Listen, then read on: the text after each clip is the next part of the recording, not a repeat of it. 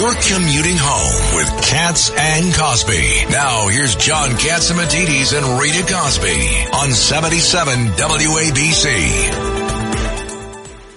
Let's go to Dr. Peter Michalos now, and I talked to him this morning, and he had some revelations about the tea we're drinking. Dr. Peter, would you share that with the world? Absolutely. In the end, the most important thing is our mental and physical health. And one of the fascinating things that we found out is about these microplastics, and we're learning more and more when they do autopsies.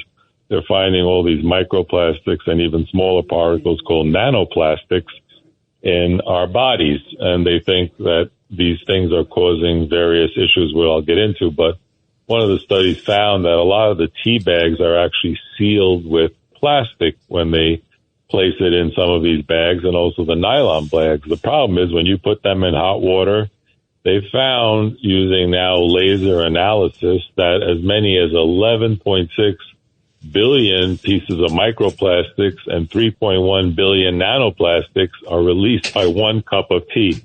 Now, this is pretty wild, and our ancestors 1,000 years ago were not having that problem.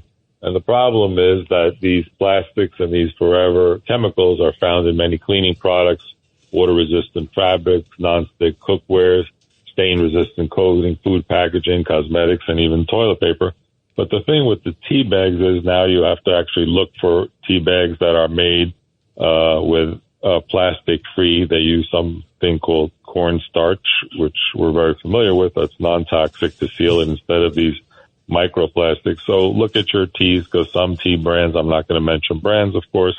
Well, you sent me a website before. Why don't you send us that website, and I'm going to put it on the WABC website, and we'll put a disclaimer on it. Let people do their own research.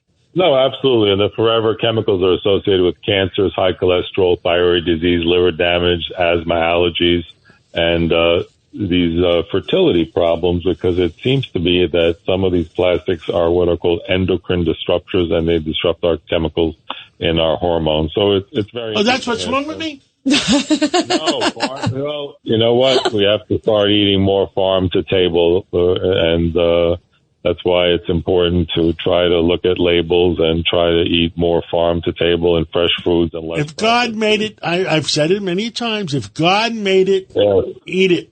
If God didn't make it, well, you better read the label. Good food for thought. And olive oils every day, and keep listening to WABC for more tips on staying healthy and happy, and live long and prosper. Think positive and test negative, and keep up the great work. Thank you. Thank you, Dr. Peter Michalos, and we'll talk to you again real soon. He had some good lines there, by the way.